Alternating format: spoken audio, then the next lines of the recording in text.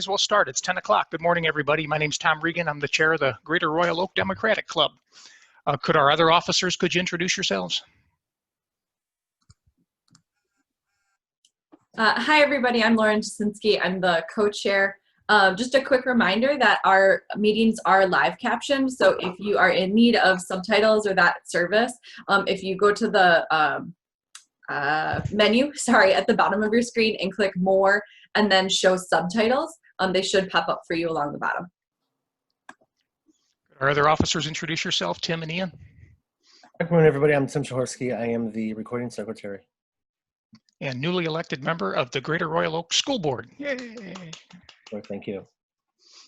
Hi, everyone. I'm Ian Duncanson. I am the treasurer. Then we have a tradition here. If this is your first time at one of our meetings or your first time here in a long time, we invite you to introduce yourself and tell us why you came. So anybody here, is it your first time at one of our meetings or your first time here in a long time? Would you like to introduce yourself?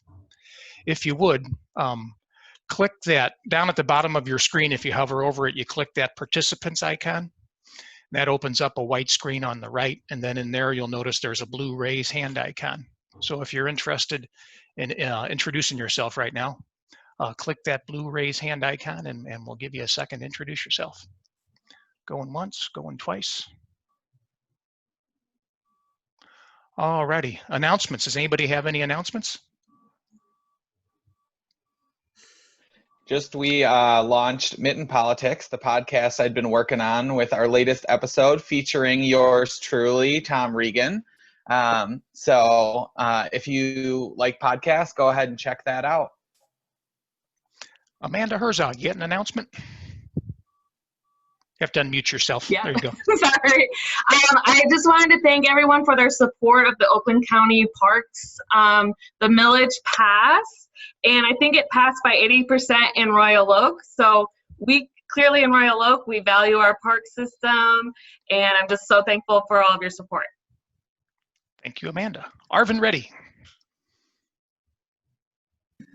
Oh, so Lauren's going to share a sign-up link later, but both of the Georgia Senate races are going to go to a runoff. So registration deadline there is December 7th. So we're going to have a postcard writing club for writing postcards to help that we can still get control of the Senate. So I just want to announce that. How do we get involved in that? There's going to be a link for signing up. So sign up and then we'll send you more info. Okay, thanks. And Lauren will put that link in the chat in a bit, and then just keep your eye on that chat, and then we'll announce it again at the end there. Tim Jaworski, go ahead, please. I just again want to thank everybody in this group for your support, your donations, the doors you walk, the word of mouth, everything you did for me. Without you guys, I really don't believe I would have been elected on Tuesday. Thank you again, everyone. You're welcome, Tim. And then we got Royal Oak School trustee who was just reelected, Marianne Van Heetsma. Marianne, go ahead, please. Two things. One, I would also like to thank this group for their endorsement. I really appreciate that, and I'm looking forward to serving another 4 years and working with all the newly elected folks. In addition to that, I wanted to send a huge thank you to the overwhelming support that we had for our school millage. It was 2/3 to 1/3 pretty much, and so I appreciate, the voters recognizing this is a 10-year plan to help us continue funding schools, knowing that this year is definitely not like any other prior year, but just a huge thank you to all the voters for that. And thank you for your service, Marianne Van Heetsma, excuse me. I pronounced your name in my head the first time, and I cannot get it out to get the correct pronunciation. Marianne Van Heetsma. And then Ian Duncanson, please give our treasurer's report. All right, so we had dues of $240 in the month of October. Have a couple just outstanding expenses, which will leave our account balance at $3,577.08. The outstanding expenses are just checks that we've already written and talked about before that just haven't been cashed yet. Hey, wait a minute. What about all that money we made delivering yard signs? How come that isn't in the budget? Yes. So we made a significant amount of money delivering the Biden-Harris yard signs as a club. and the board decided to contribute that in advance of the election to a couple key candidates, split between Tim Burns and Penny Lubes. Penny Lubes, of course, was reelected to her seat. And we thought that was the best use of the money, given that it was money spent for political purposes, donated to political purposes, on one of the most important elections that we've ever faced. Thanks, Ian. And just to put a finer point on it, we made over $2,000 for the club, delivering yard signs. So the OCDP could have just given that money to us. It was sort of a gentleman's agreement, nothing in a contract. But then after discussing it, we decided, well, let's let the OCDP just keep that money. We'll make it a donation. And we suggested to them, they split it between Tim Burns and Penny Lubes, which they did.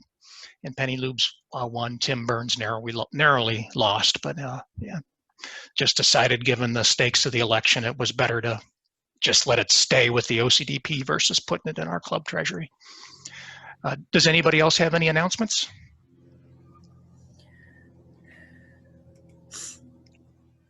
Penny Lubes, go ahead, please. Hi, thank you very much. And I agree with Tim. Without your support, we wouldn't be here. So again, it's an honor to move forward and serve people and help everyone to live a good life. That's our goal. Thank you, thank you, thank you. And of course, is Penny Lubes, the Oakland County Commissioner, who was just recently reelected. Thanks, Penny, for your service. Thank you. Anybody else have any announcements? Let's go to our guest speaker then, Jay Kaplan with the ACLU. I remember back in the Dukakis Bush race when being a card-carrying member of the ACLU was a political slur. But I've always loved the ACLU. They've always protected people of, they've protected labor activists and various activists all through the years, free speech, and they've been very powerful defending the interest of lesbian, gay, bisexual, transgender people. And Jay Kaplan serves on the ACLU LGBT task force. But without further ado, I'll turn it over to Jay Kaplan, attorney for the ACLU. Welcome, Jay. Thanks so much, Tom. It's a pleasure to be here. And, I was just reflecting on the incredible voter turnout in Michigan. And a lot of that is due to the passage of Prop 3 2 years ago, which allowed for same-day voter registration, no excuse absentee ballots. And we saw, even on the election day, 18,000 same-day registration voters. So really makes a significant difference when we make voting more accessible for people. And the ACLU has really been proud to be part of that effort. As Tom mentioned, I'm the staff attorney for the ACLU of Michigan's LGBT Project. And one of the unique things is that the national ACLU has an LGBT project, and only 4 state ACLU affiliates have their own standalone LGBT project. Michigan is one of them. We've been around since 2001.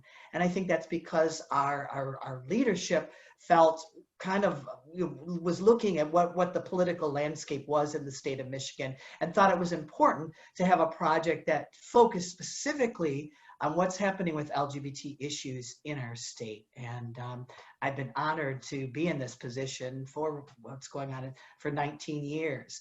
Now I have to start out with my little caveat, because I think what you wanted me to do is to talk about the election results and the impact on LGBT issues. I have to just remind everyone that the ACLU is a nonpartisan organization. We can't endorse candidates or political parties. We certainly, though, can speak and offer our opinions and positions on issues. And that's what I'm going to do today. So obviously, it's been a roller coaster week for most folks this week. But it looks like that Vice President Biden is on the path to win the presidency. And what that would mean for the LGBT community is there's been a lot of damage that has been done in terms with policy-wise from the Trump administration in the past 4 years. And our hope is that these policies will be rescinded. And among these policies that came out of the Trump administration was the reinstatement of the transgender military ban, which via tweet by President Trump, which is now in federal litigation. The medical conscience rule, which is a rule promulgated by the administration that would allow medical providers to refuse to provide medical care if they could articulate a sincerely held religious viewpoint.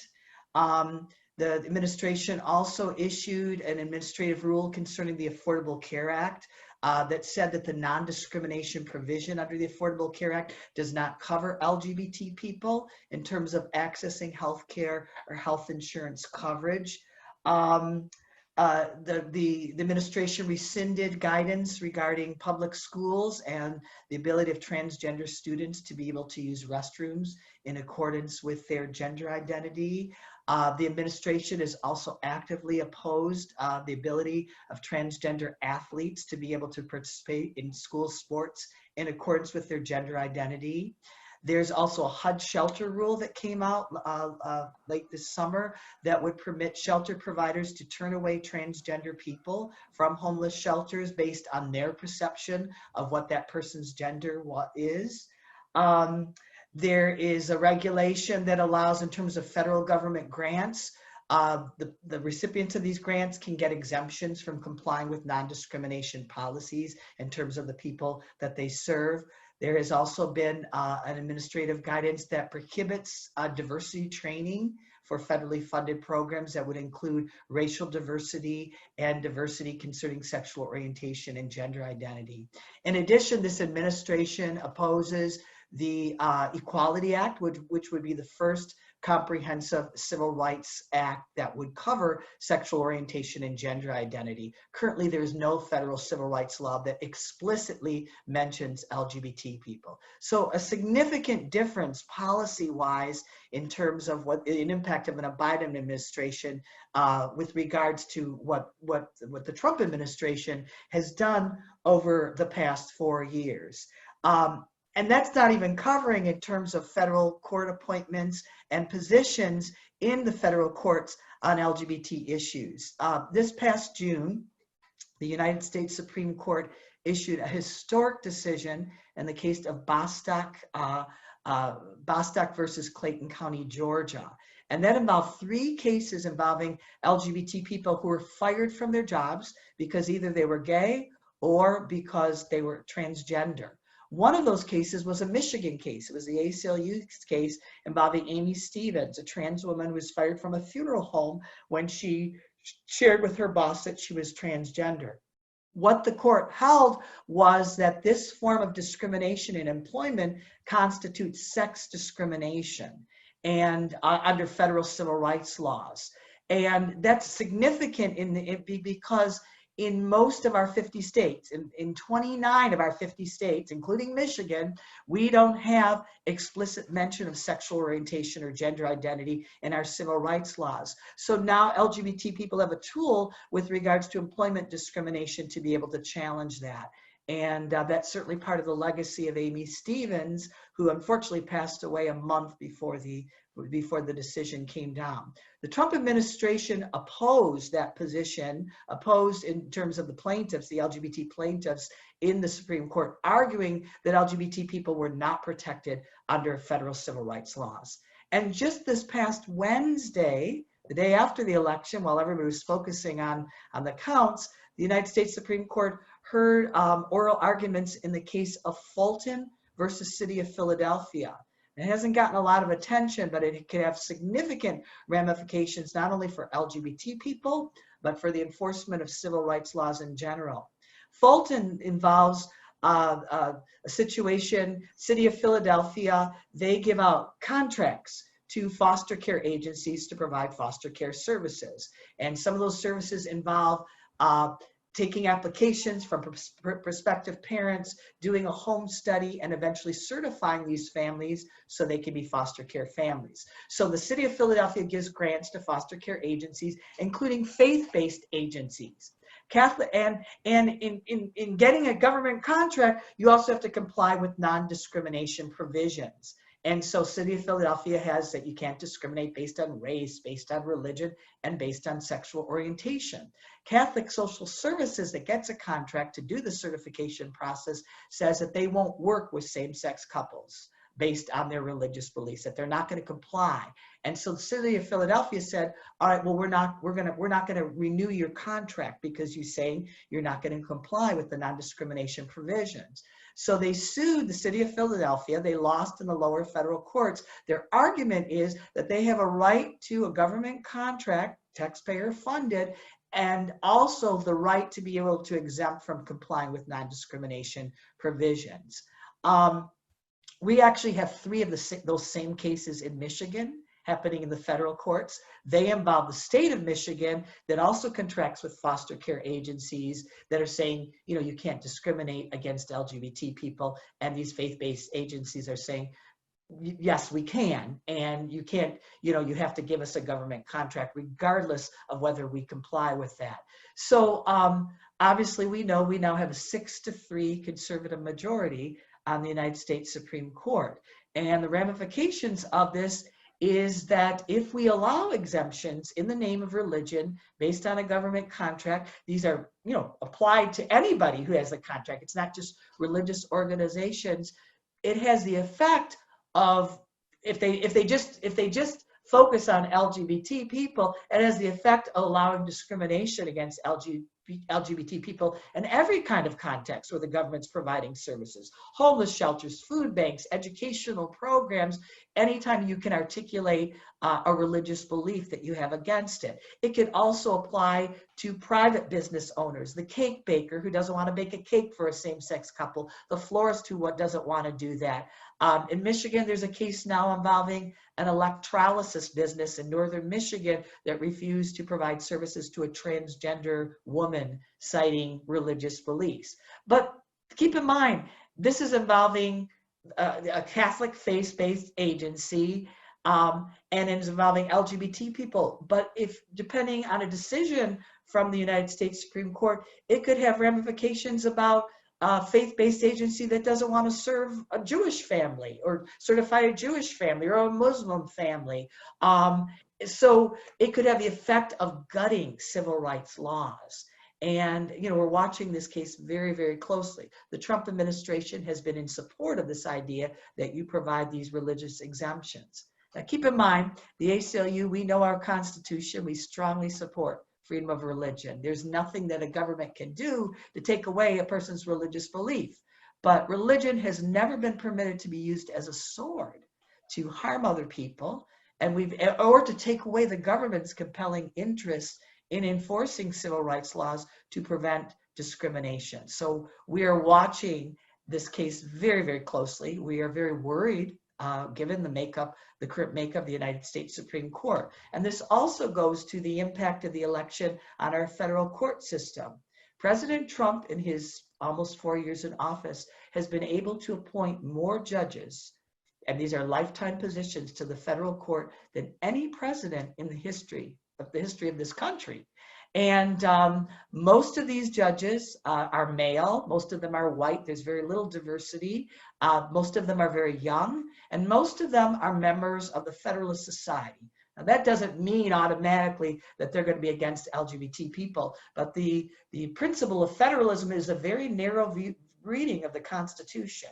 It kind of goes like this: if it wasn't specifically thought about at that time, then there's not a right there. So if our founding fathers weren't thinking about gay, LGBT rights, then you really can't necessarily find that there's going to be a right against discrimination or the right to marry, for LGBT people.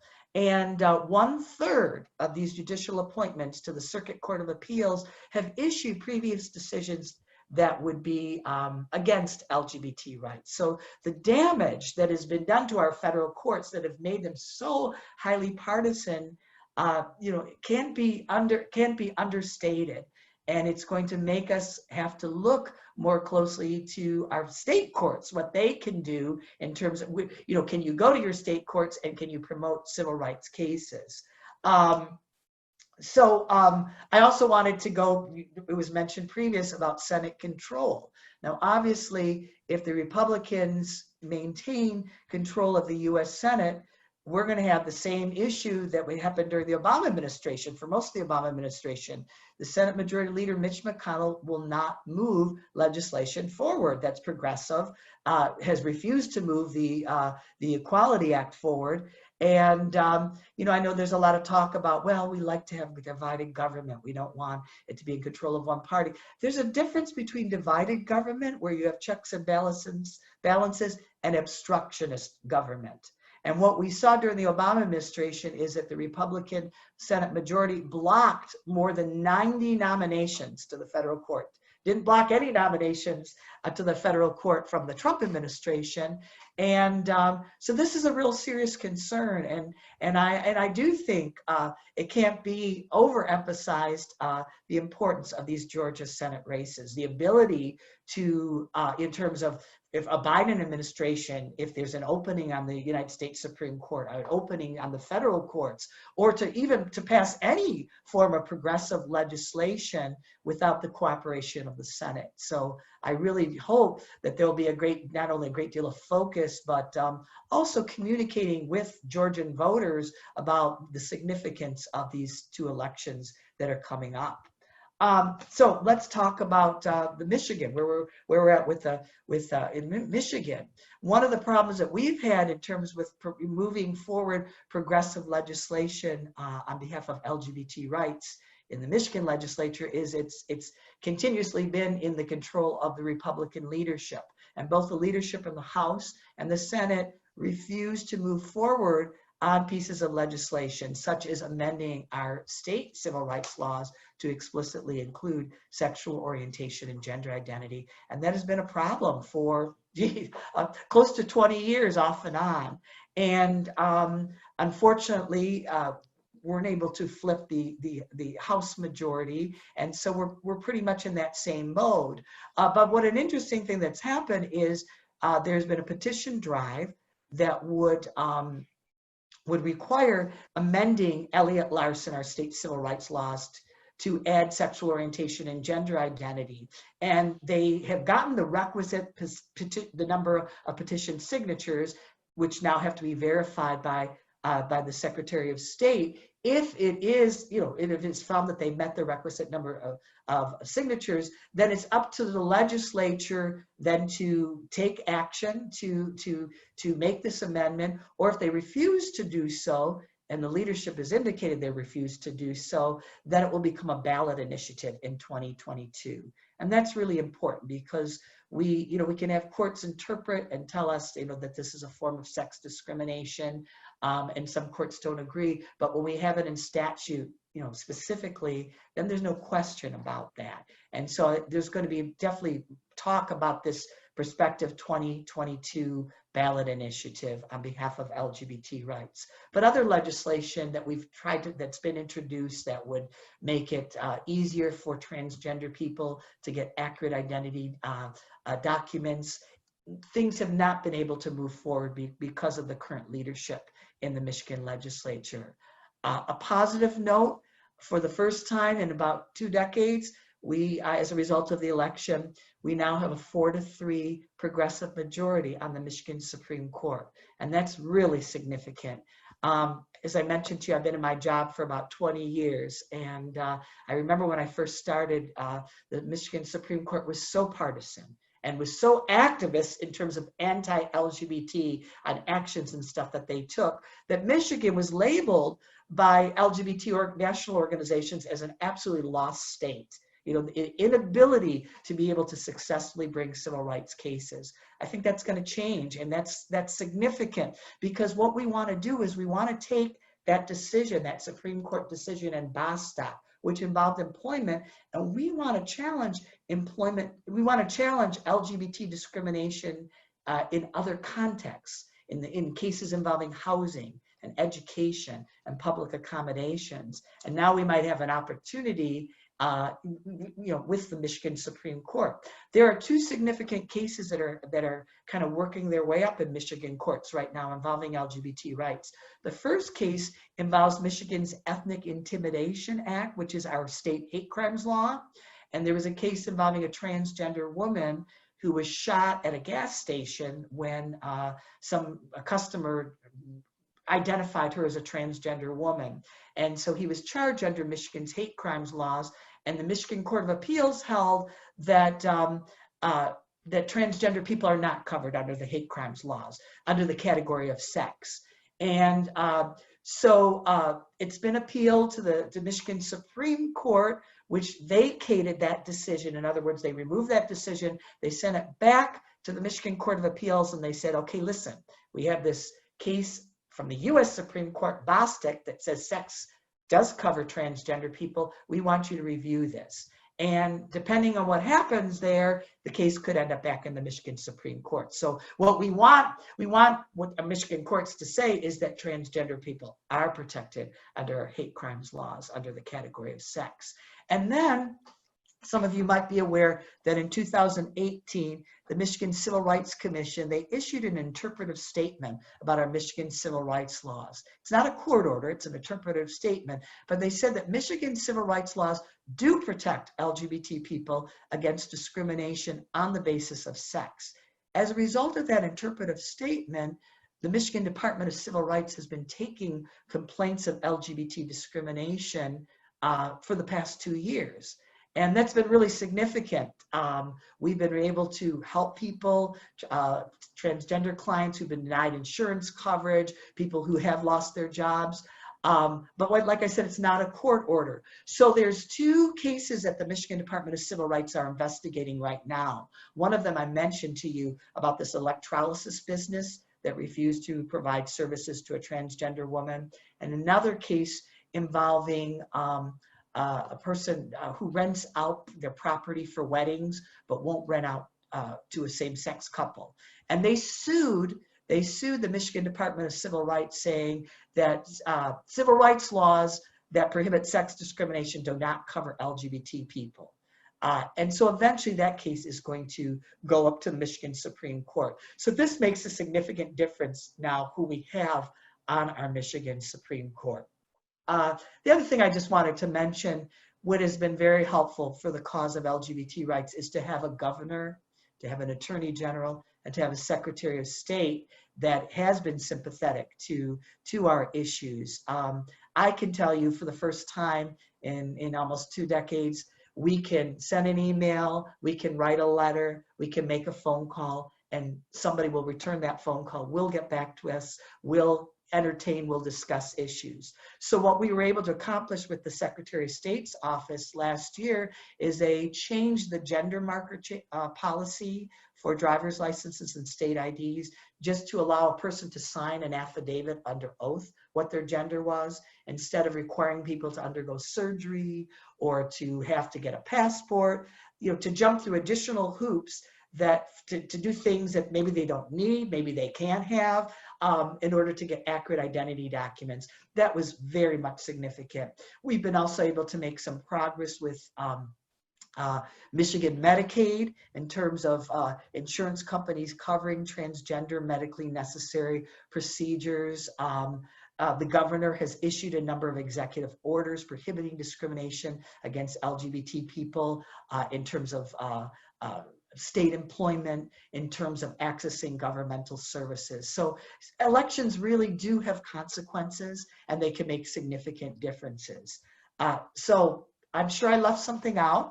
I'm sure I threw a lot of things out there, but these are kind of the things that we're looking at right now. We're feeling that there's definitely some opportunities, certainly at the federal level now, and there are definitely some opportunities at the state level. I think that things are looking better in terms for LGBT rights as a result of this election than maybe I was thinking a couple of weeks ago. So I'm going to stop now, and I don't know if you take questions or. Yeah, if anybody has a question for Jay, if you hover over the bottom of your screen, you'll see that participants icon. And if you click that, that opens up a white window on the side, and there's a blue raise hand icon.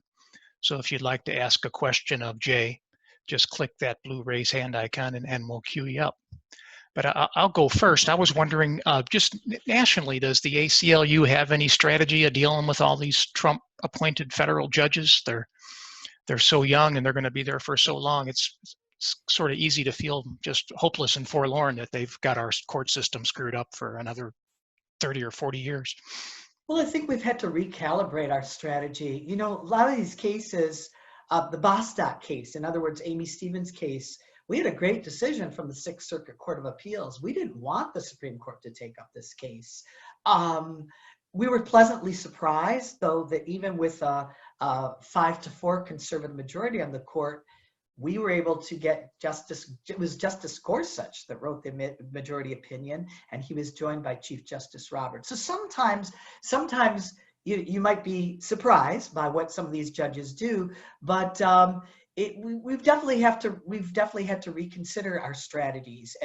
And with the recent appointment of Amy Coney Barrett, I think what the ACLU is looking more towards, are there friendly state courts that we might be able to bring some of these claims? Are there ways to achieve policy differences through state legislatures, or possibly at the national level? So we're constantly looking what's happening in terms of in the news, in terms of with judicial appointments. And I'm just going to say this personally for Jay Kaplan, myself, not on behalf of the ACLU.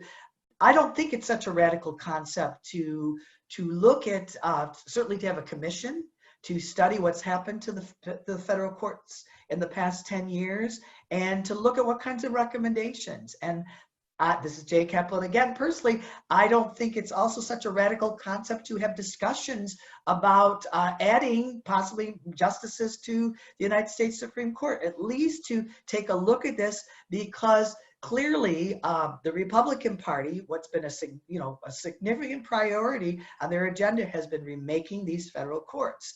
And I think it's safe to say that there's a whole system. They start with the law schools, and they have the law students who clerk for federal judges, and then once they graduate, and then they get nominated for judicial positions, and they have definitely a particular judicial philosophy that really could remake our jurisprudence for several generations. So I think nothing should be off the table in terms of looking at what's happened with the federal courts, how politicized they've come, and talking about what are ways that we can regain that equilibrium, and to be able to look to the courts, for people to feel that if they bring if they bring a case, that they're going to have a fair opportunity, and that the judicial branch is really going to serve its function is part of providing checks and balances in our system of democracy. And Michael James, go ahead and unmute yourself and ask your question, please. Hi, Jay. Thanks for speaking with us today. Yeah, I've been thinking a lot about the Federalist Society also. I really like the idea of passing a voter initiative. I think this is great. My overall question is, if we're going to have a lot of Federalist Society believers, should we just start passing new laws with new original intent so that they can interpret LGBT as a protected group? They could interpret choice as settled U.S. law. Can we just start, is that our route? Or are we just gonna have to start passing new laws and make it clear and not let these things be court rulings? That's my question. Thank you, Jay. Sure. Yeah, no, that's a great question. I think, Michael, you're absolutely right. I think there's going to have to be legislative efforts. And then, of course, that shows what the importance of a state legislature, or with the federal legislature, the ability to be able to do that. Otherwise, the system of government it's kind of stuck, and then it's going to rely on this particular judicial philosophy. And I think it's so important to keep in mind too. One thing that I didn't mention is while I'm sure many of us here will celebrate the idea of a Biden administration and the end of the Trump administration, we have to also realize that, what is it, almost 70 million people voted for the Trump administration, for in support of these policies. And it shows how much work we still need to do, and the issues regarding what I believe to be certainly include racism and a different way of viewing the world and the challenge that are inherent in terms of making policy changes through the legislative process as a result of that. And there's a question from the chat. Can the laws be used against the very people that support them? And Frank, I'm not sure what you meant by that. Could you expand on that? Or are you able to unmute yourself? Do you have a microphone? Yeah, I'm afraid we're not getting any more detail on that. Yeah, there we go. Go ahead. I guess what I'm thinking is that the very people that are preventing the types of laws that you are looking to protect your rights, I wonder if the very laws that they have put in place can be used against them. You mentioned earlier that potentially if you were a customer of a facility and you were Jewish, those laws could be used to prevent or allow an organization not to hold your event in their facility. And I'm wondering if the very laws that these people have created can be used against the very people that have them in place that are discriminatory. Yeah, so that's a great question, Frank. And it was interesting. If I don't know if you had a chance to, if anybody had a chance to listen to the Supreme Court arguments, but the proponents on behalf of Catholic Social Services, as well as the Trump administration, they struggle to articulate, how far does this go? You say if you're just limiting to the situation involving Catholic Social Services that doesn't want to work with a gay family, but how far does this go? Does it go to, in terms of foster care placement? What about interracial couples? What about another religion? And what we've seen, so this is a result of a Trump administration policy. They allow states to grant waivers to foster care agencies. South Carolina recently granted a waiver to a Protestant evangelical foster care agency that refused to work with a Catholic family and refused to work with a Jewish family. So absolutely, when we're talking about religious freedom, which is, seems to be the catchphrase that proponents to say that they, don't have to comply with civil rights laws. Many times I believe they're only thinking Judeo-Christian religious faiths, but no, this can include anything that is a legitimate religious belief, and it could also result in discrimination against these same groups that are proposing that they should be exempt from complying with our laws. And Royal Oak City Commissioner Shar Douglas, go ahead, please. Morning, Jay. Good morning, Shar. Nice to see you. Nice to see you too. Great job. So maybe this isn't your bailiwick, but I'll ask anyway. Once the census count is done and we are redistrict in Michigan through to do away with gerrymandering, do you have a sense of optimism that may help us flip the state legislature to get more equal representation of the views of people of Michigan? Very much so, very much so. And you know that the Senate majority, the Michigan Senate majority, is up in 2022. So by having this nonpartisan commission that draws the districts, with the idea that no one's vote is going to be diluted in terms of, because the way that the gerrymandering system has been set up, with my understanding, is that in terms for a Democratic vote, you have to get larger than one vote in order to be counted as that one vote, the way the system is set up. So I think it can make a significant difference. And I think there might be a much more fair playing field for either party to be able to achieve a majority in the legislature. Does anybody else have a question for Jay? Go ahead and click that blue raise hand icon. But I had a final question. Does the ACLU support a constitutional convention? Because we've got gerrymandering in this country on so many different levels. The Senate is gerrymandered by its nature. The Electoral College is gerrymandered by its nature. Most House congressional districts are drawn in a gerrymandered fashion. It seems like we need to fix this at a very deep level. We keep having these elections where the national will is thwarted by this right-wing fanatic minority. This has been going on my entire life, and I'll be honest with you, I don't know exactly what our position is with the Constitutional Convention. I do know that we, very strongly proponents in terms of election reform to provide more accessibility for people to participate in in our democratic system and the democratic process. And we've been investing a lot of resources in terms of that. And particularly the National ACLU invested a lot of resources just in this election, Michigan election, to make sure that people knew about their rights and their opportunities to get that information out.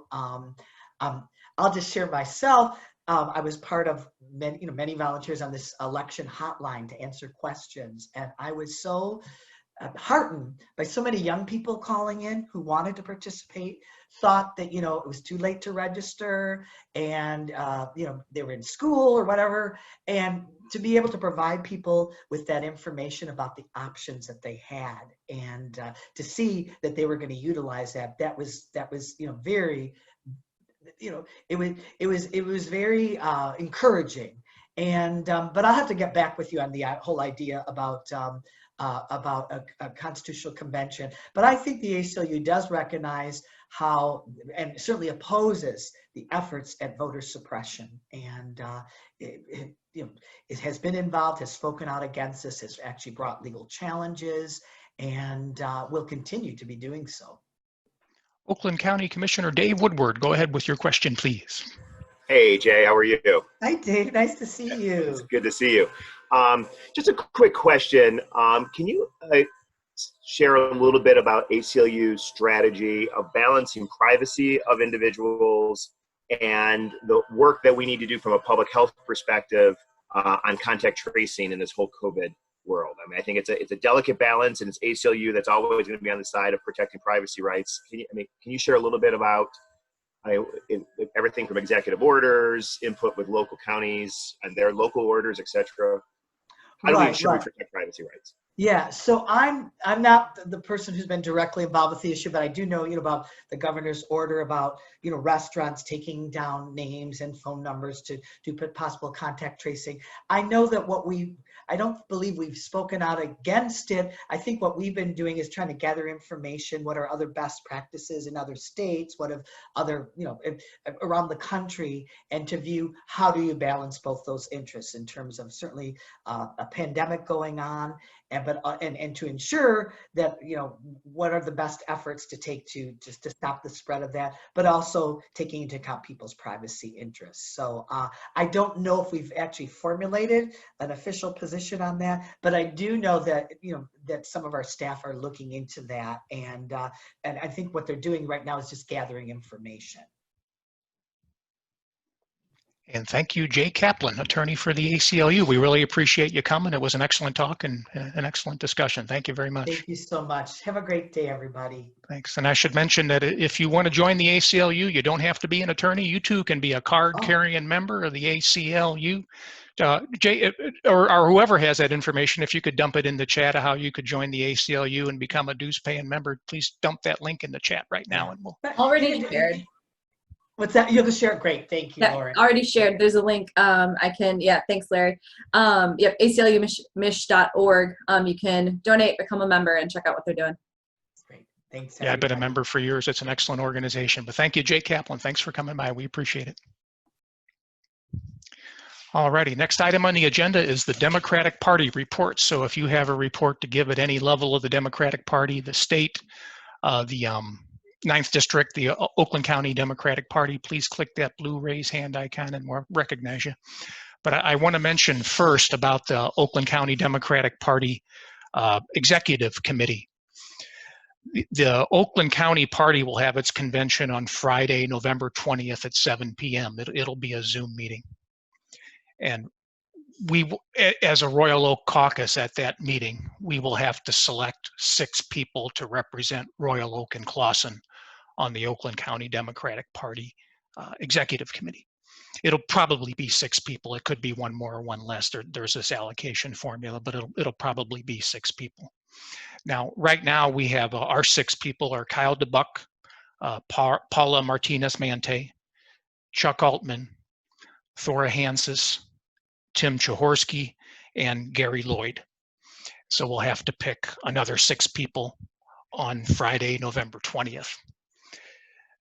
Now, Vaughn called me yesterday. Vaughn's the chair of the OCDP, and he did urge us when we select those 6 people that we select 6 people who are willing to participate in budgeting and endorsements. Now, he's not insisting that every board member make every meeting, but he is asking that if you commit to do this, you commit to participate in the meetings where they set the budget and where they do endorsements of political candidates.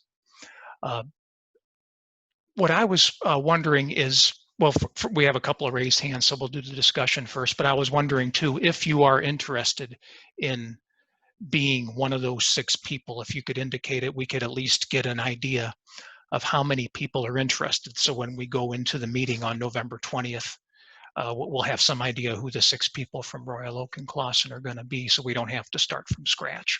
Because I suspect most or all of the people who participate on November 20th are in our meeting right now. But Tim Chahorsky, go ahead. Yeah, first I'll express my interest in continuing to serve on that committee.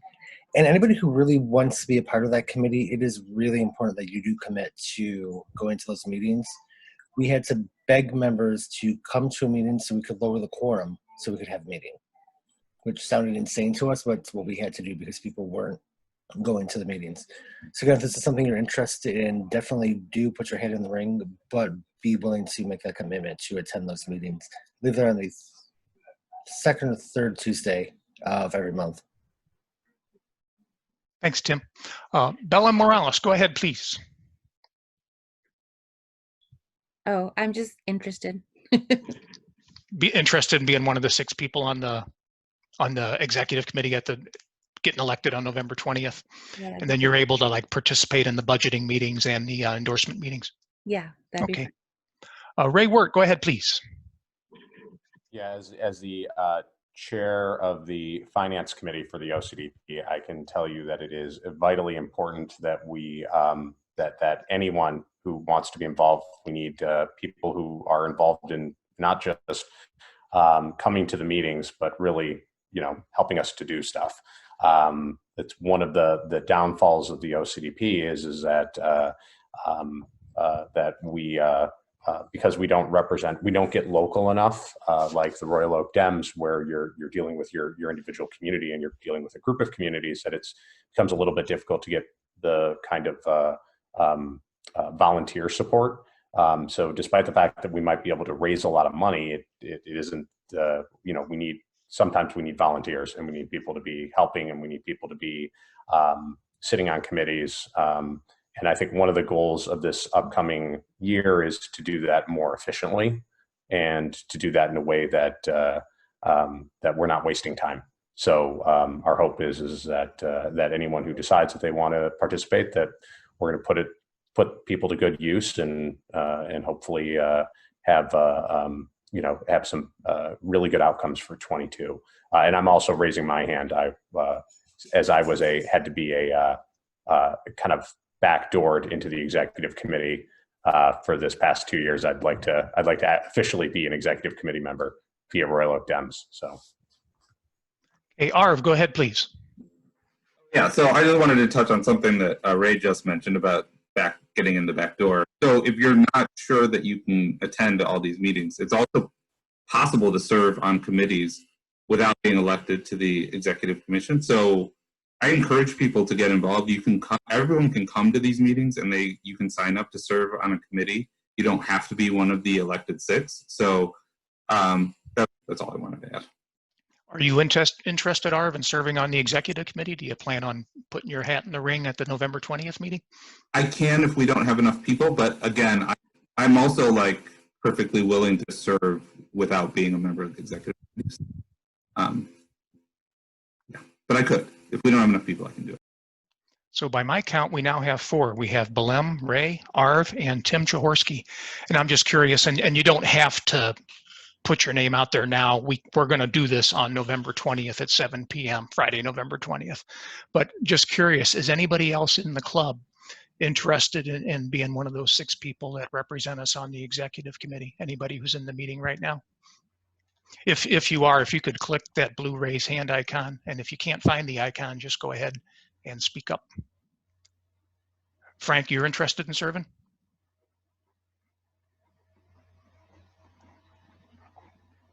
Go ahead and unmute yourself and confirm that, Frank. Yes, I am. Okay. What's I'd your be the last new name, Frank? I can't remember. Komola, Komola, and I'm the new kid on the block. We've Alrighty. lived here. We've lived here for about a month, 2 Oh, months. okay. Yeah. Where'd you move from? Massachusetts. I'll be darned. Yeah, you still Well, got a we've little of got that Massachusetts accent. Yeah. Yeah, we have a boatload of progressives there, and everybody in Massachusetts that I know of was excited to have us move out here. The race certainly wasn't as tight in Massachusetts as it was here in Michigan, so they were happy to see me. They were willing to let me go. Let's put it that way. Yeah, good. Well, welcome to Royal Oak. Thank you very much. I have to tell you too that I've been really impressed with the amount of participation, the people that show up at these meetings, the fundraising that you do. It's really exciting to be involved in something like this. And back in Massachusetts, it's even harder to get people fired up about this stuff. I think back in Massachusetts, they've become a little bit complacent because it is such a progressive state. It's nice to be involved out here in Michigan. I'm very excited. Well, thanks, Frank, and thanks for volunteering, and thanks for joining us. You're very welcome. Just wanted to ask one last time, and again, we don't have to decide right now, and I'm more concerned with making sure we have 6 people on the 30th than anything. But is anybody else interested in serving as one of those 6 people and throwing your hat in the ring on Friday, November 30th? If you are, go ahead and click that blue raise hand icon. Tom, you meant November 20th, right? Excuse me, I did. Friday, November 20th. What was I saying? You said the 30th. Oh, pardon me. Okay, Friday, November 20th at 7 p.m. It'll be by Zoom, and I'll send out the Zoom link as soon as I get it from the OCDP. Thanks, Chuck, for clarifying that. Chuck, did you, as a executive committee member now, did you have anything to add on the discussion? The one thing I would add is that for anybody who's potentially interested, that you can go to OCDP's website and go to the about OCDP and find out all the information about participating on the executive committee. That's good information to have. Thanks, Chuck. Any other discussion about the OCDP executive committee?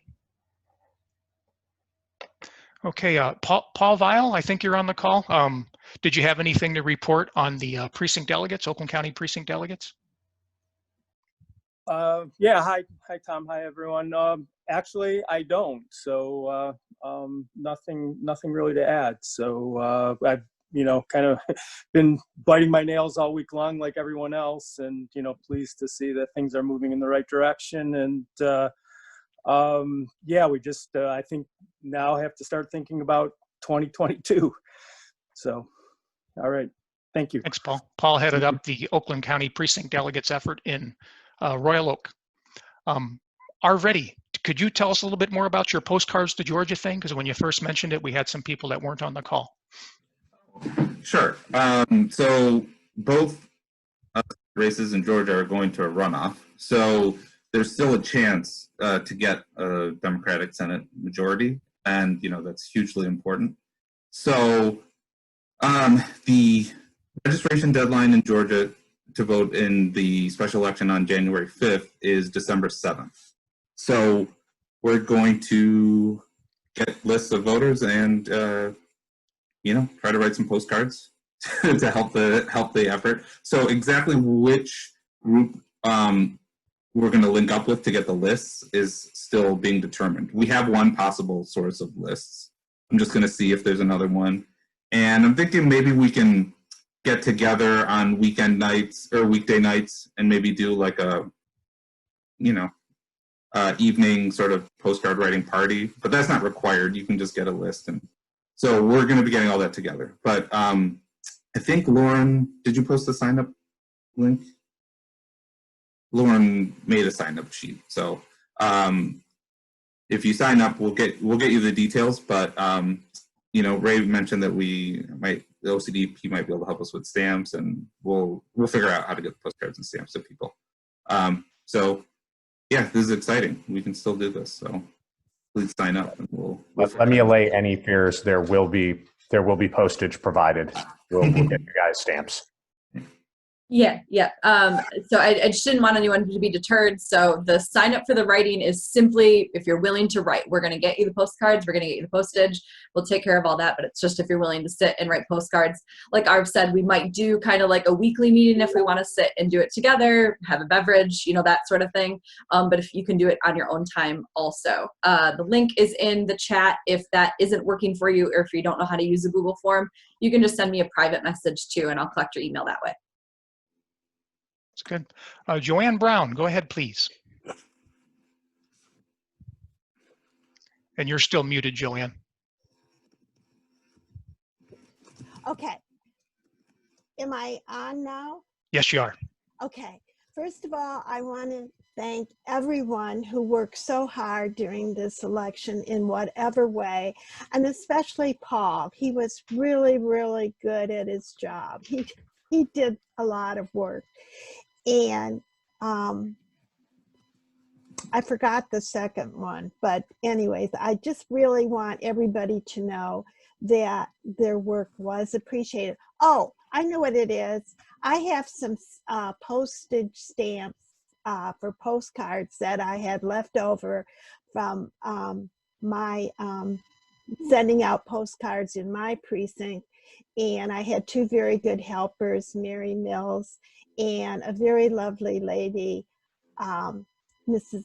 Reginald, who is in charge of the South Oakland shelter, helped me, and I want to thank them. Thanks, Joanne. Yeah, we'll make sure we, once we get the postcards, we'll make sure someone comes over and grabs those stamps from you. Thank you very much. Alrighty. Are there any other Democratic Party reports, either for the Michigan Democratic Party, the Oakland County Democratic Party, or the 9th District Democratic Party? And then next we'll go right into elected officials reports. So if you're an elected official and you'd like to give a report, if you could go ahead and click that blue raise hand icon, and then we'll start calling on you in order. So no more Democratic Party reports. So let's go to Senator Mallory McMorrow. Go ahead, Senator McMorrow. Hey, everybody. Good morning. Happy Tuesday again, I guess, until we finally get all of the races called. Just, I think this is a really, really exciting time for all of us. We should all be really proud of the work we did. I was getting calls and texts from friends from around the country who were thanking Michigan when Michigan flipped. So, I think that we've got a lot to kind of dig into in what we do next, but I want to make sure everybody takes this weekend and takes advantage of the nice weather to celebrate. I know all of us want to get back to work. We want to keep going, and that's going to be really important, but take time for yourself. I'm going to get outside. Arv, I see a baby Yoda. I'm very excited for the next episode of The Mandalorian. I'm glad that that's back.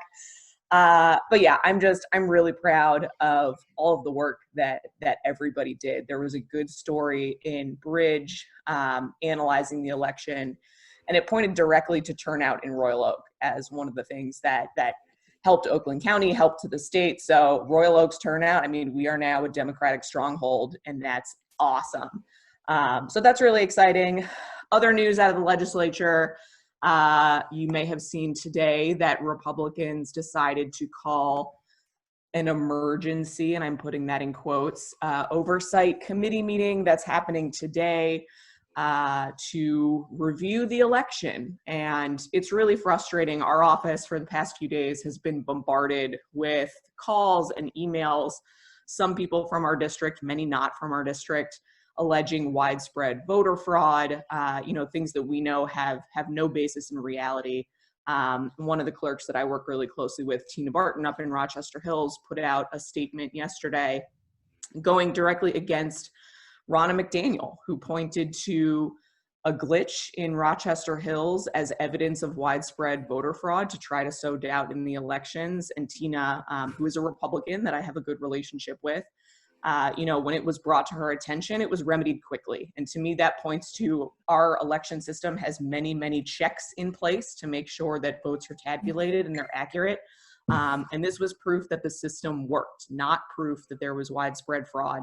So it is really frustrating that Republicans are giving air to all of these frankly, conspiracy theories. We've been getting calls about dead people voting, and there was a good story in the New York Times that dug into what a lot of that is, and it comes down to clerical errors. I mean, Ray is a good example. Ray is the third. I'm a clerical error?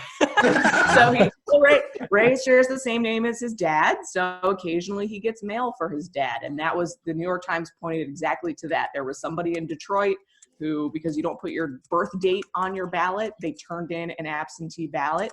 The clerk marked it as that individual's father who had passed away, but they called and they corrected it. So they keep pointing to these very simple fixes that happen every year that get fixed as evidence of widespread voter fraud. So it's frustrating to see that that's happening. Obviously, we were disappointed to see that the State House didn't flip, but we're going to keep going. So redistricting is happening in 2022. I know none of us want to be thinking about 2022 yet, but that gives us a huge opportunity in the State House and the State Senate. And we're already seeing, I mean, the Republican majority is.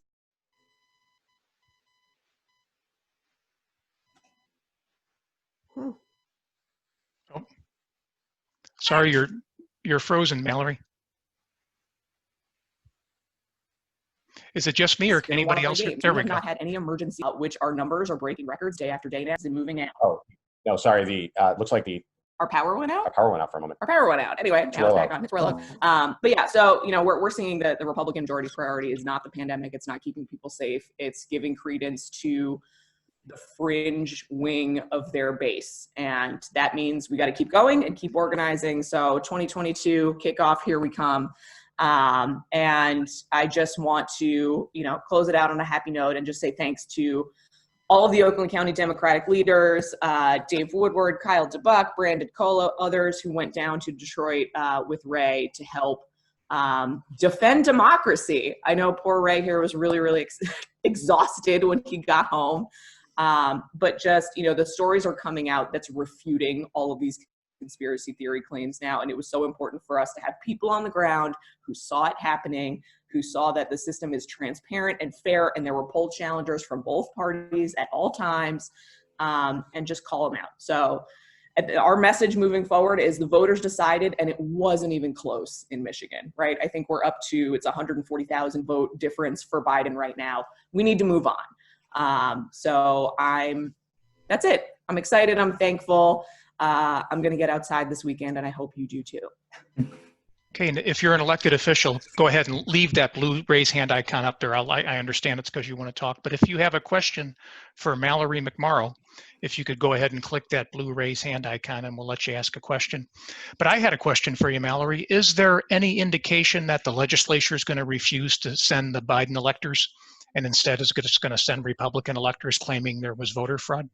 Yeah, so I know that was a story, and if anybody listens to Radio Lab, they did a podcast about this specifically, and it came down to Michigan, which was terrifying for me to listen to.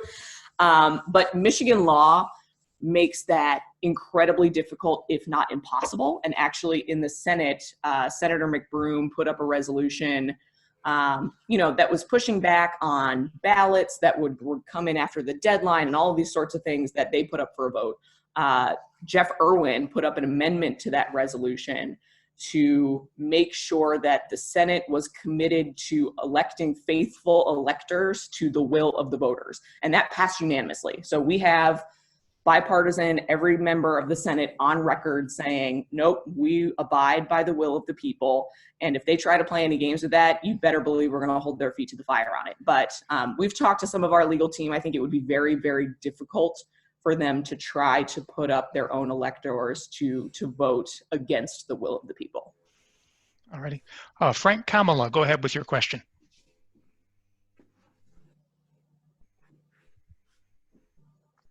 Frank Kamala, go ahead, please. You need to unmute yourself. There we are. Here we go. I just wanted to mention the fact that back in Massachusetts, I worked as a poll worker on a half a dozen elections, worked on Congresswoman Trahan's recount. We have audited individual. We were required in Massachusetts to audit individually, randomly selected precincts for accuracy. The people in these polling places take this stuff very, very seriously. And when you start questioning these things, you're questioning their integrity. Absolutely. And I got to tell you, it really POs an awful lot of these people. You know, that party and their president have really turned off an awful lot of people, and they can add poll workers to the list. And they've added an even larger group this time around because there were never as many poll workers as there are now. The other just side comment that I wanted to make to the senator is that I also own a Chevrolet Bolt. I saw a piece. I saw a piece on one of the EV websites about you driving around in your Bolt. Oh yeah. I drove mine all the way out from Massachusetts. That's awesome. For anybody that's interested, there are a lot of apps out there that will not only give you the route to get somewhere, but show you all of the potential charging sites that are along that route, whether they be fast chargers, the prices that they charge, whether they're free or not. There's a lot of information out there. So the idea that you can't get around in these things anymore and get stranded, that's going by the wayside almost every day. There's more and more charging stations being set up, particularly along interstate routes. I know that you have some down in Royal Oak. I'm glad to see that you have one. Mine's a 2017, and I love the car. Awesome. Yeah, and it's built right here in Lake Orion, so thank you for buying a Michigan-made car. Absolutely. I'm excited to have a president who has EV charging infrastructure and shifting to renewables as a huge part of his platform. So that's really exciting. Yes, it is. I agree. Yeah, I echo your sentiment. Poll workers and clerks and election officials, everybody has worked, and this has been my messaging for the past few days, for months, if not years, getting ready for this election. We have paper ballots here in Michigan. We have many, many checks and balances and backups, and people who step up to do this work of both parties and independent nonpartisans do take this very, very seriously. So it was insulting and disgusting to see Ronna McDaniel come here to Oakland County yesterday to sow doubt in that process. She is a Michigander. She should know better. And everything she said was just based in lies. So thanks, Frank. You're welcome. Chuck Altman, go ahead with your question. Thanks. Mallory, I was interested in the article you referred to in Bridge Magazine. Could you post some more specifics or even a link to the article? So Yeah, we can find it. I'll pull it up now. Do a little bit of Googling and we'll get it out to you guys. Thank you. Yeah. Okay, thank you, State Senator Mallory McMorrow, for that excellent report. Thanks, everybody. Royal Oak City Commissioner Shar Douglas, go ahead, please. Thanks, Tom. Good morning, everybody. I think I see fellow commissioners Brandon Colo and Kyle Dubuck here. Tom, are there other city commissioners that have raised their hands? Not so far. Okay. I'll cover a couple of things and leave them to chime in if I miss anything, which inevitably I do. We are losing our excellent city attorney, Dave Gillum, who's served the city for many years, has resigned to become the village manager in the community where he lives. This is a real loss to us. Dave is a rock star city attorney, super knowledgeable, super level-headed. So we are, you'll see on the agenda for this Monday's commission meeting, action to begin a search for a new city attorney and to hire an interim firm to handle the job until the search is completed. On the subject of meetings, the city has many commissions, boards, task forces, etc., whose meetings have been on hold since COVID began because we could not meet the requirements for public access to those meetings. The state legislature has now made it easier to do that. Thank you, Senator McMorrow. Thank you, Representative Ellison, for that. So now our committees will start meeting again, only in a slightly different format. Those meetings, which have always been broadcast on TV, will continue to be broadcast on TV. The City Commission, Planning Commission, Zoning Board, traffic committee maybe, I'm not sure. And so if you want to publicly comment on those meetings, you need to look at the website and look at the meeting agenda to find out what the public comment process will be, because you will be phoning in either the day before or the day of the meeting to phoning in your comments. Any of those committees whose meetings are not broadcast, and that's the majority of them, will now meet in a slightly different Zoom format where the public can observe the meeting and the meeting manager can let them comment, submit their public comments in real time. They'll raise their hand and the meeting manager will let them make their comment, but has the ability to mute them to avoid Zoom bombing, which is a fear in a number of obviously public arenas. So if you're interested in any committee meetings or in any committees, check the website for their meeting dates and the agenda with the protocol that tells you how to participate. And on that topic, in December, at the end of the year, many committees have members whose terms are expiring, and the City Commission will be appointing a flurry of people to positions which begin on January 1st. So if you are interested in serving the city, please, again, go to the website, search for committees. There's an application form there, indicate what you're interested in, and get that in by the end of November, because it's typically in December that the appointments committee meets to begin considering those candidates. And that's all I have. I'll leave it to Commissioners Dubuc and Colo for any additional comments. Okay, thank you, Shar. Chuck, did you have a question for Shar, or is that your old blue raise hand icon up there still? Nope, okay. State representative, or did anybody have any questions for Shar? If you do, if you could raise that blue, click that blue raise hand icon. Excuse me, Ellen Knoppow, go ahead, please. Yeah, sure. I was wondering about signing up for committees. Will the new Human Rights Committee be on one of those applications? I just looked at that the other day. It should be, but I'm not, I have to refresh my memory as to if there are any other steps the City Commission has to take in order to do that. So thanks for the reminder. I'll check with the city manager and make sure if there's anything we need to do, make sure it gets on the agenda at the next meeting. Thanks for the reminder. Arv Reddy, go ahead, please. Well, I just had a question regarding the city attorney leaving. You say, were there reasons other than just wanting to work closer to home? Like, are there things that we can do to, like keeping talent here is important, right? So I was just curious about that. So Dave actually retired from the city about, I think, 5 years ago, and went to work for a law firm, and was gone for a couple of years, and then we had not filled that position on a permanent basis, so he expressed an interest in coming back to serve Royal Oak again, and we of course welcomed him with open arms on a contract basis where he wouldn't continue to collect any benefits because he's already receiving his retirement benefits.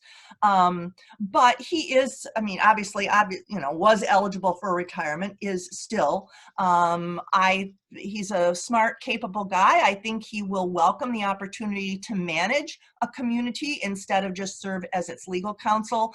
And there's certainly much to be said for, driving a couple miles. He lives in Wolverine Lake.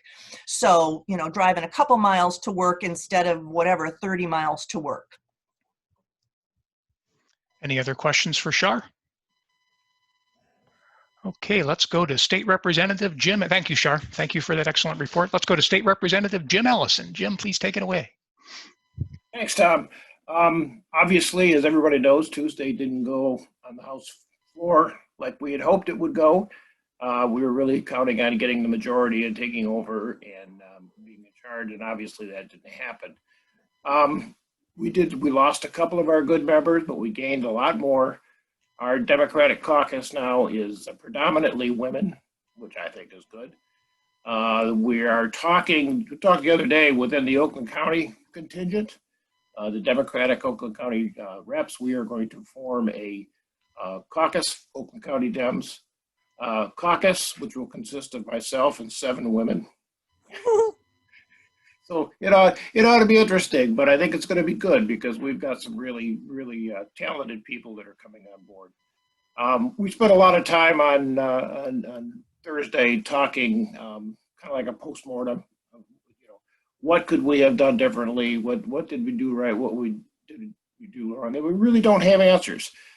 We had a very, very good campaign system set up through the caucus. We had money. Money was available. Put money where we thought we needed it, and we just got surprised. About a week before the election, we found out that they were targeting Brian Elder, who represented Saginaw area, and they succeeded in unseating him. And out of nowhere, they targeted Cheryl Kennedy, and she barely lost her seat by about 500 votes. But we still remain at a 52 to 58, which is what the margin was for the 100th legislator. So, we're going to remain optimistic. There's not a whole lot we can do. I've already talked to the new Speaker of the House, Jason Wentworth, and expressed my ideas. And I seem to got some affirmations from him. That's where he wants to go. But in all fairness, that's the same thing Chatfield did to me 2 years ago. So, we'll see. It's not going to do us any good to sit and mourn our losses. We just need to find the people we can work with on the other side to get some of our legislation going. And I feel good that we can do that. But we go back on Tuesday again, and session finishes out. We get ready for the lame duck, and we'll see what happens. It's always crazy time, but we'll see. But that's kind of what it is. Obviously, we haven't met, so there hasn't been any kind of real legislation except what we've already talked about, stuff that was needed for the budget and stuff like that. So, we'll see. So onward and on we go. Does anybody have any questions for our state representative? Ellen Knopau, go ahead, please. Oh, okay. Unclick your blue raise hand icon. Does anybody have any questions for Jim? I had a question. This is Carista. Thanks for the updates. I'm curious because I heard about this, the speaker wants to review the vote or whatever. So I'm wondering, I don't know, what does that look like? What are they hoping for? And I mean, even if we know everything was done by the book, it just makes me feel really uneasy. Like they're just trying to just create more, confusion and trying to go off of that. So I'm just wondering what, they're hoping to achieve and what the next steps are. My personal spin is, like any other spoiled, petulant child, they're looking for attention. And, that's kind of what we've always dealt with Chatfield as a leader. Mm-hmm. Shirkey is just off the wall. You can't predict Shirkey, but Chatfield, because he's only in his mid-30s, he's got a career in front of him. He's trying to make a name for himself. So let's create crisis where there is no crisis. There is nothing wrong. They're going to give up their Saturday and go meet, and unfortunately, they got to drag in some of our members of those committees to participate in this. It's a sham. In my mind, it's a sham. And like anything else, all the other stuff that's going around in the national politics of challenging this election and stuff, it's typical GOP tactics. And I see nothing different in what Chatfield is doing and Shirkey are doing. Just drawing attention to themselves and stomping their feet and saying, you did us wrong. And I fail to understand that because in spite of the fact that Michigan has got a Democratic governor and an attorney, a Secretary of State, and we got it should be a blue state. We don't have control of our state legislature. It's the Senate and House both. The Republicans control, and it's getting very frustrating. I was hoping to get my last term in a majority. Obviously, that's not going to happen. So we're going to make best of what we got. Lisa Mason. Oh, sorry, Krista. I'm sorry. On what I think is going on. The House kept control on the Republican side. And I think that the way that they've been talking about what that means is that to them, that means the people, we know it's gerrymandering, but to them, they claim that the people want a check against the governor, that it reasserts their view that the legislature's role is to challenge Jocelyn Benson and Gretchen Whitmer and Dana Nessel. And they're going to continue to do that. So they announced that they will be passing in this committee today the ability to subpoena election officials to bring them back. They're going to question Jocelyn Benson again about why she sent absentee ballot applications out to voters. But I think the crucial thing is nobody on the GOP side is asking for a recount, because why would they? Because down ballot, it went well for them. So this is just, it's messaging, it's tactics, it's what they've been doing, frankly, since the beginning of this pandemic in the beginning of 2020, which is attacking Democratic women elected officials at the top, because they think the results of the election show that that is beneficial for them. They're also getting a lot of pressure from Ronna McDaniel via Trump, or through Trump via Ronna McDaniel, to be continuing to push hard on this.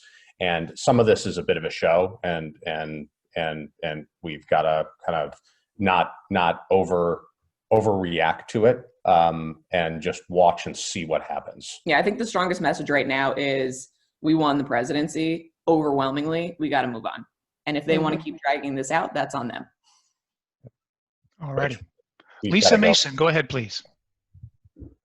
Jim, I don't know anything about this. Maybe it's something that can be pulled off, but is there bipartisan agreement about doing something about stopping daylight savings time, maybe? Those discussions happen every session. And, I'm sure they'll come up again. It's, are we going to stop daylight savings time? Are we going to stop fireworks? Are we going to stop all these things that, and they never get to the priority because everybody else has got a different priority. But I guarantee you it'll be up for discussion again when the new session starts in January, and we'll see where they go. It's just, it's tough for us as a minority party to get any kind of legislation through. And we need to find ourselves some Republican partners on this, and sometimes that's difficult. So, are Republicans opposed to that too? Well, we haven't had it. I mean, we've been talking about it for the last two sessions, and it hasn't moved anywhere. So yeah, it's if they like it, they'll jump on board. And I mean, I've seen legislation pass through in a day, even though it's not supposed to. But if it's something they want, they can get it, and it's done. But I have a piece of legislation that I'm getting through. Hopefully, it'll be heard before end of lame duck. That's taken me 2 years. I introduced it in January, first month of the session, and then just got a hearing 2 weeks ago. So, taking mine 2 years, takes ours 2 days. Paul Weil, go ahead, please. Yeah, hi, Jim. I was just wondering, how is Shirkey and Chatfield and the Republicans, what do you think they're going to do to manage the coronavirus in Michigan, since they're in charge in terms of how what can be done next? That's a good point, Paul, because they now are in charge. They kicked and screamed, and now they got control. And I think it's very interesting that the governor asked the legislature to pass a mask mandate. I mean, it's proven over again that the most effective way to slow down the spread of this disease is everybody wear masks. And they've always fought the governor's mandate to wear a mask. Well, she wants them to put a mandate out there now to wear a mask. And if they don't, now they're playing with everybody's health. To me, they backed themselves into a corner about, not accepting the fact that masks work, but still having to keep the state safe. So it'd be curious to see how they had, now that the responsibility is in their laps. Let's see what they do. And I don't think they're going to do a good job. Then Larry Lipton, go ahead, please. And you need to unmute yourself, Larry, if you're. Yeah, thank you. Thank you, Tom. Back to Jim's point, and I'm very happy to know about the caucus that you formed with Oakland County state reps. I'd like to, and I'd also like that the big battle that will resolve itself is gerrymandering. So but one thing that I like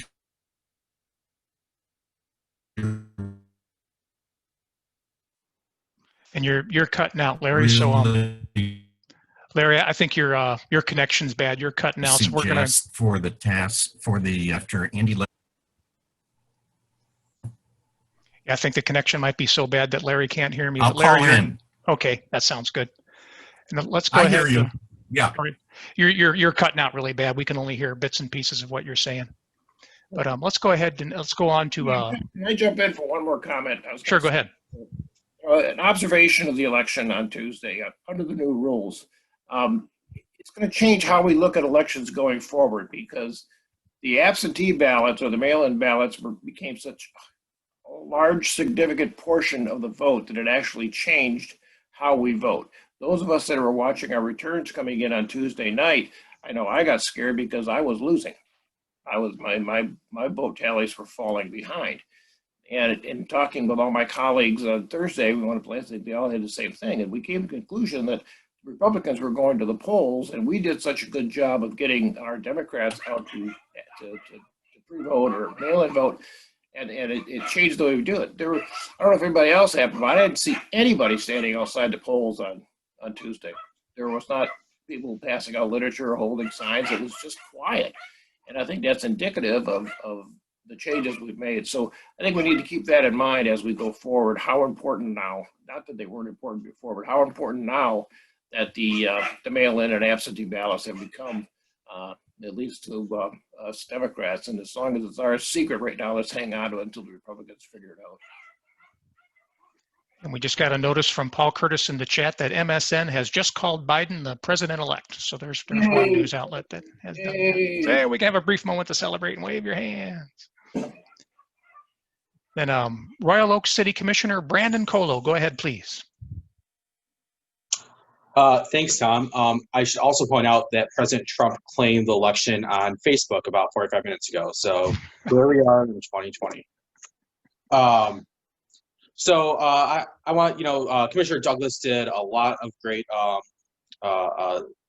work talking about what we have going on. I know Commissioner DeBuck wants to talk about the election, and particularly our election night adventure. We went down to T South Bank, but I just want to quickly talk about, it's been 1 month since I've been on the commission now. We have a lot of work going on, a lot ahead of us. One big change you're going to see is downtown parking. This was a long item at our last meeting. The downtown parking meters, the meters you use your credit card in, are expiring. They run on 2G technology, which is 3Gs behind where we are right now. And T-Mobile is going to stop support of the technology. They're not going to use that data band anymore. So we have to replace our parking meters downtown. The good thing is that our parking, we have a parking chief, and he's been working on this. He came to us with a solution. It's kind of cool. I mean, it uses technology. It can scan your license plate and automatically debit your card when you get to your parking spot, so that you no longer have to go fiddle with the parking meter. It also gives you the option, if you don't put enough time into your meter and you come back, you're 20 minutes, an hour over, you can pay that 20 minutes or hour right there and then, as opposed to getting a ticket.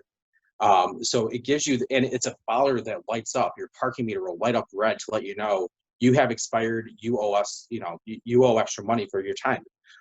It's kind of cool. It makes it more equitable. You can pay that money there, the $1.52, instead of getting the $25 ticket. So that's a cool thing. We gave them a lot of feedback. They were only looking at a smaller set of meters.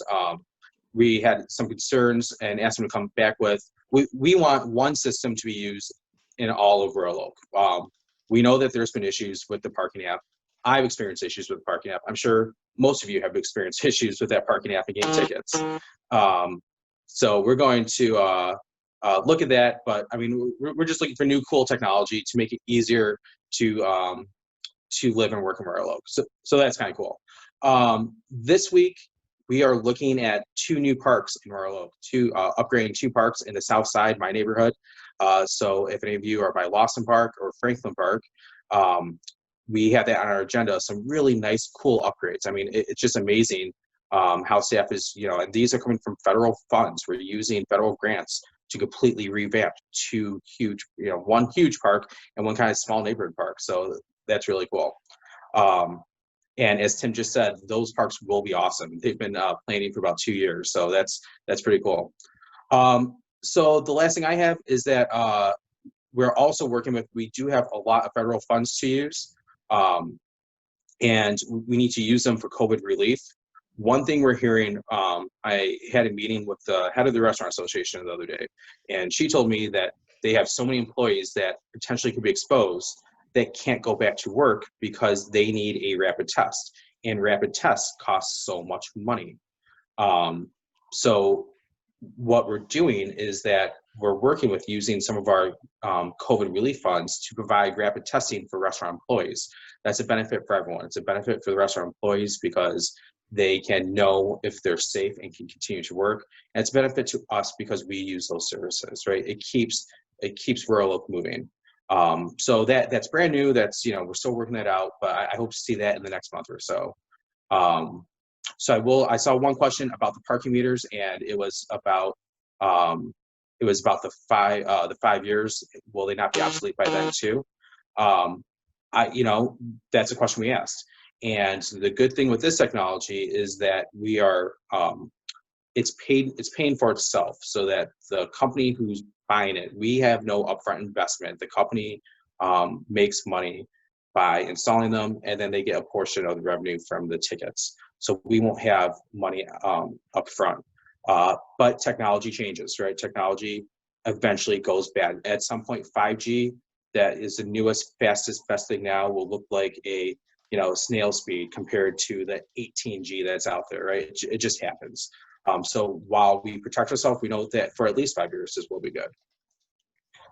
So that was a lot. If there's any questions, let me know. You can also, I'll point out, if you follow me on Facebook, Brandon Colo for Royal Oak, I'm putting updates out there, trying to connect after city commission meetings to kind of just give you a quick synopsis of what's going on. Okay, thanks, Brandon. I'm going to put questions on hold so we can make sure we get to Kyle and Dave Woodward. And then if anybody has any questions, I'll call on them. Hey, they're way more important than me, so I'm good at that time. All righty. Then we'll go with Kyle next. But that sobbing sound you heard in the background was my wife. And the reason she was sobbing is because when Brandon was talking, CNN and the Associated Press both acknowledged that Joe Biden's going to be the next president of the United States. So that was for that. Kyle DeBuck, why don't you go ahead and give your report. Royal Oak City Commissioner Kyle DeBuck. Thanks, Brandon. That's better news than anything that I have to share. We can't hear you, Kyle. You're really, really faint. How's that? You might have to hear my kids shouting now. Okay. So that's better news than anything I have to share, Tom. But just real quick, I do want to acknowledge that, our city did our part. We were an important part of this victory for Michigan, as Senator McMorrow pointed out. We actually performed at 65% of Royal Oakers voted for the Biden-Harris ticket. We're only 33% voted for Trump. And we actually voted 80% for our Oakland County Parks millage, which well outpaces the already overwhelming victory countywide of about 68% in favor of that millage. So clearly in Royal Oak, we love our parks. And as Commissioner Colo said, with regard to everything that's been going on, we were down there on election night with, do you guys hear that? All right. I have children running around. And the place was full of Republicans harassing poll workers, being belligerent with poll workers, asking inane, irrelevant questions, just deliberately trying to slow the process down. With the directive that the longer they draw it out, the more questions and shade they could throw at our election. So, I mean, there's literally no substance to anything that they're saying. With regard to city business, it's in the wake of this, I'm thrilled that we're throwing this monster out of office, but clearly we have a lot more work to do to get good state policy passed and actually be able to advance good policy at the federal level. And in Royal Oak, in our corner of the world, we're going to keep doing what we can do to advance good environmental policy. I see Amanda Herzog's on. She's chairing the Environmental Advisory Board, which 1 or 2 meetings ago, we instilled with actual authority in law to make real policy recommendations to the city for us to adopt as far as advancing our environmental sustainability policy. So that's huge. And hopefully this year, we'll have a lot more good news that you can see and feel and touch. This is supposed to be our year of ribbon cuttings and grand openings with Normandy Oaks and City Hall and the police station. Obviously, COVID has thrown a wrench into that. Our priority is keeping everyone safe right now. But we did, do kind of a grand unveiling of Normandy Oaks last week. It looks beautiful. I hope you all checked out the photos and you have a chance to get out there and see it for yourself. It's unlike any park that we have. It's a tremendous asset to our city, and it's been a long time coming. And it's funny, having been at the table now for how long have I been? 11 years. It's amazing to see something go from concept to fruition over I think like a 6-year period now, and I hope you all see it as the wonderful addition to our city that it is. With that, hopefully I'll have more stuff. We're gonna start digging back deeper into city business now with the election behind us, and we'll have more for you guys next month. Thank you, Royal Oak City Commissioner Kyle DeBuck. Oakland County Commissioner Dave Woodward, go ahead, please. Thank you, Tom, and thank you, Royal Oak Democrats. Thank you for the support of a resounding victory. To echo Kyle's thing, the news about the president is the best thing today, and it's appropriate. Very much propelled by incredible performance here in Oakland County, electing our countywides in every office with the exception of sheriff, re-electing progressive majority on the board. Shortly after the election, we thought we had one more seat. We came close in a couple extra seats, and there was an error that got fixed that Ray and Mallory were talking about. We still hold the majority. And with that comes not only the governing for the next couple of years, but redistricting of the county board. As everyone remembers that the Republicans seized 10 years ago and drew maps to guarantee a super majority for the Republican caucus. And now we're in the chair to redraw lines for the 22 election. Commissioner DeBuck talked about the Parks Millage countywide. It's actually 76% passed countywide, even more. But yes, Royal Oak is the one higher than that. But what that's going to allow us to do is to expand those opportunities that we see at Normandy Oaks and other areas, expanding recreation opportunities for. Especially in areas that we lack the land but have the ability to expand recreation opportunities into lower income communities, or create ability for more people to get access, expand trails, and really fix the stuff that's been neglected for the last 20 years. That's when frankly the other party was in charge. And so I'm really excited about that. I want to commend Amanda Herzog, who serves on our Royal Oak member on the Oakland County Parks Board, as well as Commissioner McGilvery, who's the chair of our Parks Commission in Oakland County.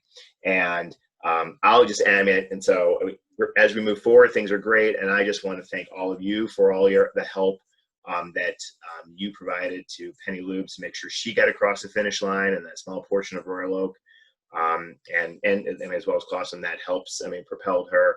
As I've always said, she's been this great addition on the commission, and I'm so glad to have her back. And I know you all played a role in that. And if I may, I saw Penny on a minute ago. Tom, can I just if she has anything to add? Penny, anything to add? Well, early when the meeting first began, I expressed my appreciation for everyone, and that does continue. So happy to serve, happy to support Dave moving forward. Hey, Dave is quite busy. He comes up with a million ideas, and we go in many directions at the same time, so we're always busy. But I have to tell you, they're good ideas, creative ideas, and we continue to work to support people. Thanks, Penny. And thank you, Oakland County Commissioner Dave Woodward. Thank you both. We have one more elected official to go here. Royal Oak School Board Trustee, Marianne Van Heitzma. Go ahead, Marianne. Thank you, Tom. I thanked everybody earlier for passage of the millage. That was pretty important for us for 10 years. So that's critical funding that we're appreciative to everybody to have.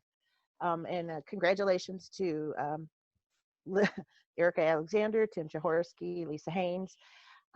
Looking forward to working with all of them come January. So, and the big news is our children were supposed to return to school in a hybrid plan this coming Monday. The board voted this past Wednesday to stay remote given the COVID trend numbers. As we're watching, that trend is doubling every week practically. So what's safest for our kids and our families is, for our children to continue remote. It's the best thing. It's challenging. We know as we get into the winter months with a lot of the, people are feeling that claustrophobia being in the home, not being with their friends. So we're really looking at a lot of additional supports through the district and through other organizations, mental health supports, community networking, a lot of different things to just make sure families remain connected, and particularly during the holidays when mental health rates and concerns are pretty high. So, but again, thank you to everybody for their support, myself personally, but also for the passage of the millage, which is going to help us for the next 10 years. It's greatly appreciated. Thank you. And thanks, Mary Ann Van Heitzma. Now, if anybody has any questions for any of those elected officials, click that blue raise hand icon. I just ask you keep your questions really brief and to the point because we're a little over time. Larry Lipton, go ahead, please. Then you're muted, Larry. He might still be having his connection problems. Well, if you do connect, Larry, we'll have you on there. Otherwise, we'll go ahead and move on. We got our calendar, new business, and good and welfare. Just a reminder, the Oakland County Democratic Party Convention will be Friday, November 20th at 7 p.m. It'll be a Zoom meeting. And even if you're not interested, hold on, Larry, we'll get you in just a second. And even if you're not interested in running for the OCDP Executive Committee, if you could still participate in that meeting, because we do have to elect 6 people. So it'd be good to have some participation in there and make sure we choose a good 6 people, especially if the election is contested. Then our next meeting is going to be on Saturday, December 5th at 10 a.m. We'll be on Zoom. Can someone remind me who our guest speaker is? I forgot to look it up and remind myself. Did anybody on the call remember who we picked for our guest speaker in December? We usually have a someone from our. It's Ben from the Welcome In Day Shelter. Welcome In Day Shelter. We usually pick some kind of charitable organization for our December meeting, and we often make a small contribution to them. So Welcome In, an excellent organization, shelter for homeless people and poor people that need a hand. Okay, and then Larry Lipton, go ahead, please. Thank you, Tom. Turn off your speaker. Yeah, there you go. Okay. Turn off your computer speaker.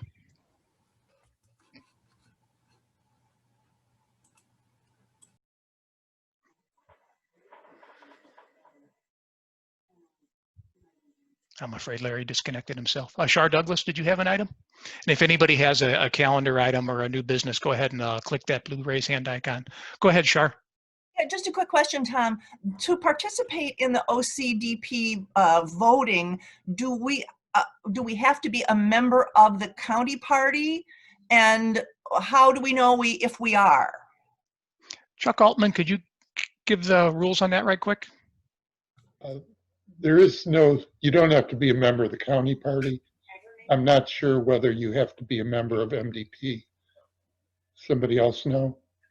I believe you do have to be an MDP member. I think that's the only qualification. Any member of the MDP is automatically a member of the county party. To vote at those meetings, you do need to be a member of the executive committee to be credentialed. I'm sorry, to vote, but if we're voting on executive committee members, how does that work? And how do they vet your, qualifications? That's a fantastic question that I don't know the answer to. Yeah, I don't remember. I do remember you have to be an MDP member. I can't remember the rest, but we'll find out before the 20th. They'll announce all the rules, and yeah, we'll have all that before we meet. But I do want to encourage everybody to participate. Make sure, and yeah, I believe to participate you do have to be an MDP member, but I assume everybody on this call is. Hey, Tom, listen, I did get a note from Larry telling me what he wanted to say, so let me read it so the whole group hears it. He says, please consider creating a task force to develop strategy for victory in 2022 at the State House and Senate, modeled after Andy Levin's strategy to fill out every precinct delegate in Oakland County, along with identifying grassroots activists representing as many grassroots organizations as you can possibly reach. The purpose is to develop communication, understanding relationships between elected and activists. The reality is that we need a coordinated, integrated, and intersectional collaboration of electeds and activists. The One Michigan group got a lot better, but it is not sufficient. MDP is not sufficient. We need to be far more inclusive. That was Larry's question and comment. Okay, thank you, Jim. Yep. And did anybody have any calendar, new business, or good and welfare? All righty. I would accept the motion to adjourn. So moved. Is there a second? Support. All in favor of adjourning, indicate by waving your hands. And anybody opposed has to speak up. Alrighty, then again, our next meeting will be on this, Saturday, December 5th. Don't forget about the OCDB convention on Friday, November 20th. And thank you everybody for participating today. Wait. Tom, hello, Tom. Go ahead. This is Larry. I called in. All of my comments are near the end of the chat session. I'm desperate enough that I will go out and get carrier pigeons for the next meeting. But please reference my comments regarding a task force for the Oakland County State Rep Caucus, and thank you. Thanks, Larry. And then Jim also read your comments. So yeah, so we I read your note into the. noted. Thank you all. It was a good meeting, despite Thanks, my Larry. difficulties. Thanks, Larry. Thanks everybody participating, and then we are adjourned. Yeah. Have a good weekend, everyone. Hi, everybody. Congratulations to our electeds. Thanks, Royal Oak Dems.